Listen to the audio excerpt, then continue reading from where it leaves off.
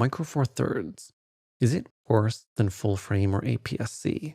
I'm not going to go through all the arguments about whether the image quality is as good or not because you can't really beat physics. Technically, full frame sensors get more light and you can achieve a higher image quality with them. But I've been shooting with Micro Four Thirds for a long time. I actually got my first Micro Four Thirds camera back in, maybe it was 2021. It was somewhere around there, about 5 or 6 years ago. I got the Panasonic G9. I still really love that camera. And in fact, I'm filming this video with the Panasonic G9 right now because it's actually, well, for a few reasons. I like it for YouTube, and it's also the only camera I have with an articulating display. But I'll tell you a story. The other day I was testing, actually it was a little more than the other day. I was testing the new Tamron 90mm lens for the Nikon Z mount, and I actually made a video about that. Cool lens, by the way. I really liked it. It's a macro lens, 1:1 macro lens. And I was testing it, macro shots of flowers. And the whole time I was testing that thing, I was kind of thinking, I kind of miss my smaller setup, the Micro Four Thirds. I shoot macro with the Micro Four Thirds camera, this camera, with the Venus Laowa 50mm 2x macro lens. And I was missing the 2x magnification because that Tamron only goes to 1:1 magnification. And I also was kind of missing the pixel density of the Micro Four Thirds camera. So you see, even though technically Micro Four Thirds sometimes can have lower image quality because it'll have more noise and capture a little less dynamic range. Actually, in practice, I kind of felt like this Panasonic G9 plus Venus Laowa 50mm setup was far superior for my style of macro photography. So you kind of have to keep that in mind. Beyond all that technical stuff about which camera has better image quality, you have to keep in mind first and foremost what is going to kind of be consistent or kind of help you along with your own style in a given genre of photography. I shoot with a full frame camera for bird photography. And for me, I like the effect, the shallow depth of field I can get, which is a little easier than it would be with a Micro Four Thirds camera. I like using prime lenses. And there aren't any very long prime lenses for Micro Four Thirds. The longest prime lens for Micro Four Thirds is 300mm, and that's just, even with its crop factor and pixel density, it doesn't give you the same level of detail as, say, a 600mm prime on a full frame camera, especially a high density one that has at least 45 megapixels. So, see, for bird photography, I do prefer full frame, but it's not purely because of the image quality. It's more just because, the lens ecosystem, and I like Nikon too. I shoot with the Nikon system, and they have a lot of PF lenses, like the 500mm PF, 600mm PF, and even the 800mm PF. And I like those primes because they're lightweight, and yet you still get a good balance, the ideal balance for my style of photography.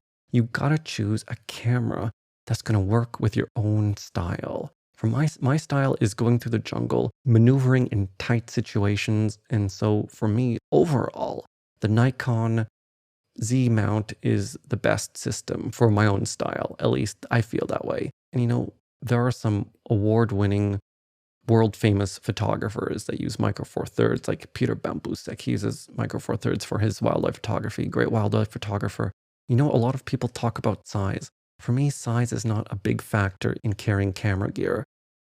I like carrying lots of gear, yet I do feel like when I'm doing macro photography, again, that really small Venus Laowa macro lens kind of fits in with the whole philosophy of getting really close to small insects and not disturbing them. But when I was taking macros with a full frame camera, I kind of felt like it was a little bit big, and it was kind of feeling like it was getting in the way, even though technically it probably wasn't. Now, I took some good macro shots with that full frame setup, that Tamron 90mm plus either the Nikon Z6 or the Nikon Z8. But you know what? It kind of felt a little clunky to me in those really close-up kind of encounters with insects. I much prefer shooting with the Venus Laowa f2.8 2x macro lens on a Micro Four Thirds camera. It just feels like a better camera for macro photography. Don't take the Micro Four Thirds versus full frame sensor size image quality debate in vacuo when you're trying to decide on a good camera for you. You got to take into account always the whole ecosystem. I've taken shots with this Micro Four Thirds camera, the Panasonic G9, that I love. I've taken shots with full frame that I love. Are there some cases where there are benefits to full frame? Yeah. For example, when I'm shooting video in low light, The video quality on my full frame camera just looks better.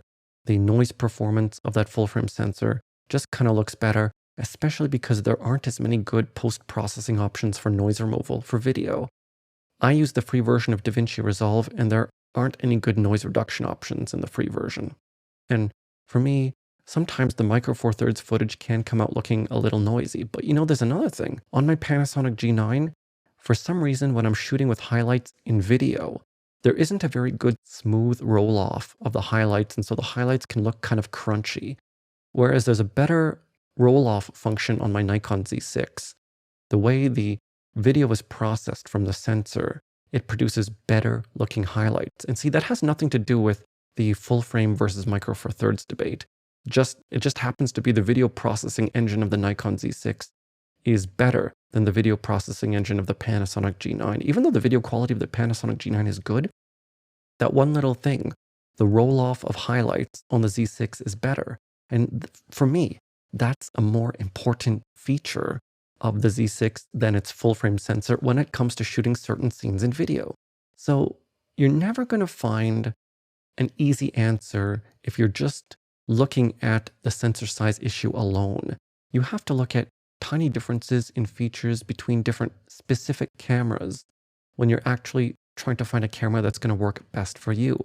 In my opinion, if you were to rank all of these different things like sensor size, video features, video processing, autofocus, and sort of rank them on what's most important for photography, sensor size would be very low on that list. There's lens selection, specific camera features. Well, for example, does it have 4K 60? Maybe you need that. Does it have uncropped 4K video? Does it have sort of a time-lapse feature or something? All of those features may be more important for you than the sensor size. And I'm going to say something else. All of this talk about gear has to be placed in the proper context, okay? Gear is very low on the list of what's going to help you get better pictures. Spending more time in the field, going to locations that actually have interesting things happening, and thinking critically about your photography are 90% of getting a good shot. Gear is maybe 10% at most or even less. All camera systems, Micro Four Thirds, APS-C, full frame, they're all great sensor sizes. They're all capable of 5-star amazing images. Full frame might have a bit of a low light advantage when you can get the same framing. But Micro Four Thirds has that pixel density advantage often, not always, but often.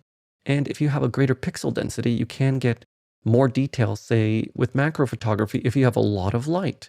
So in that case, you might get a better shot with a Micro Four Thirds camera. Or let's say you're a bird photographer. You love birds. If you get a Micro Four Thirds camera and maybe that 150 to 400 millimeter lens, that OM system lens, or maybe it was still called Olympus, I don't know. But if you get one of those lenses, you might get shots you couldn't get with full frame simply because maybe the minimum focus distance is better, or you can carry the camera farther because you're hiking through the jungle. If you carry a big full frame camera with a big lens, it might get you better image quality, but if you're too tired to take the shot, then you're not going to get the shot. Those are my thoughts on Micro Four Thirds versus full frame. Yeah, there are some differences, but those differences don't matter very much. And you should consider the greater entire ecosystem of what really works for your own artistic style, because you can create great images with any camera, and the effort you put in here in your mind about photography, critiquing your photography, thinking about the compositions you want, is going to be 98% of getting that awesome shot. So I hope you enjoyed this video, and I'll see you again next time.